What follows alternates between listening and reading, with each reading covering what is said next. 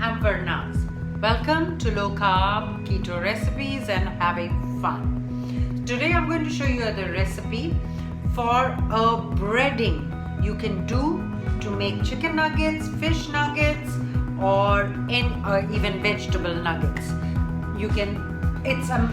This recipe is basically going to change the game for you when it comes to breading.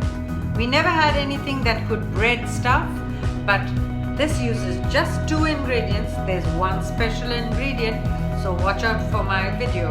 And as always, let's get cooking. So let's begin. I've got little pieces of fish cut up into bite-sized pieces.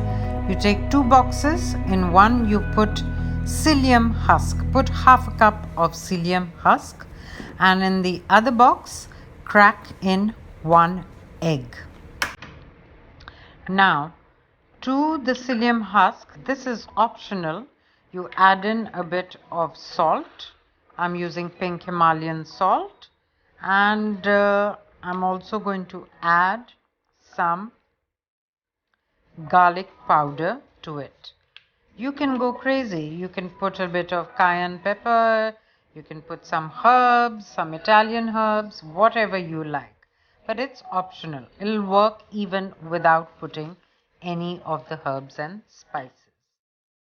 And now these are the fish that I've cut into bite-sized pieces.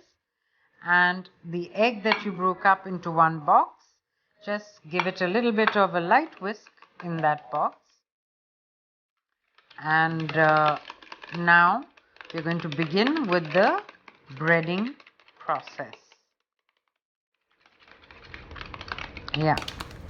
So here you have your 2 boxes ready. Give the psyllium husk mixture a bit of a mix. Now you take a piece of fish, you coat it in the egg, and then you pick it up and you drop it into the box of psyllium husk, and you give it a bit of a shake so that it coats all sides of the piece of fish. You can of course do this with chicken nuggets, with some broccoli, some cauliflower, mushrooms. This is a basic breading recipe that I'm giving you. You can use it for a lot of stuff. Here I'm doing another piece in front of you so that it's clear. By shaking it, you coat all sides, and that way you don't really have to touch it. The moment you touch it, it might stick to your hands, and that's when it becomes difficult to pull it out of the mixture. Okay, so these are my pieces all breaded up, and can you see how beautifully they've coated all the sides of the fish?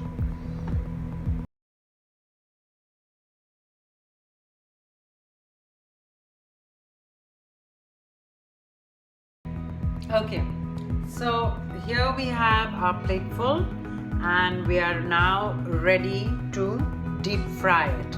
I've got this nifty little deep fryer.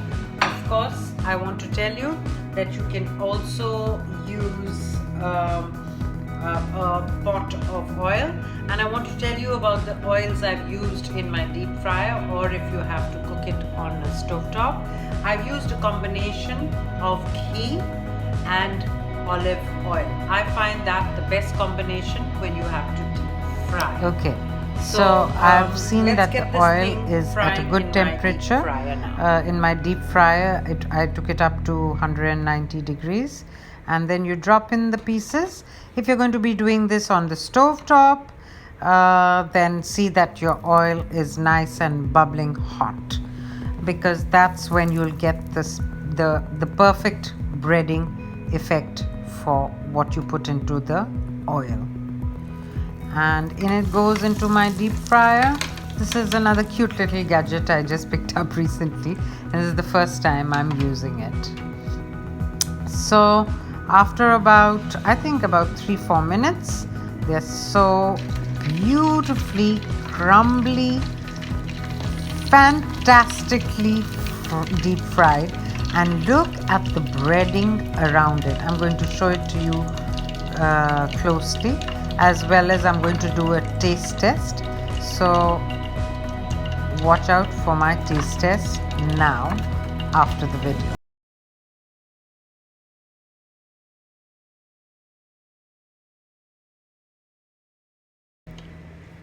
Okay, so I'm done with my first batch of breaded fish.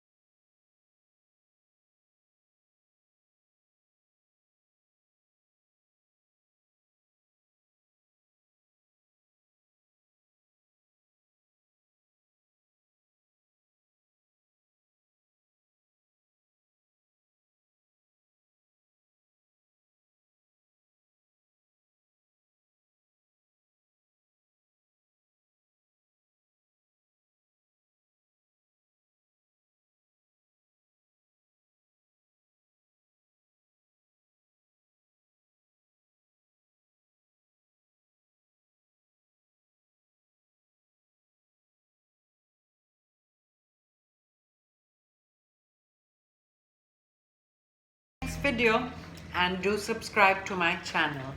Bye then.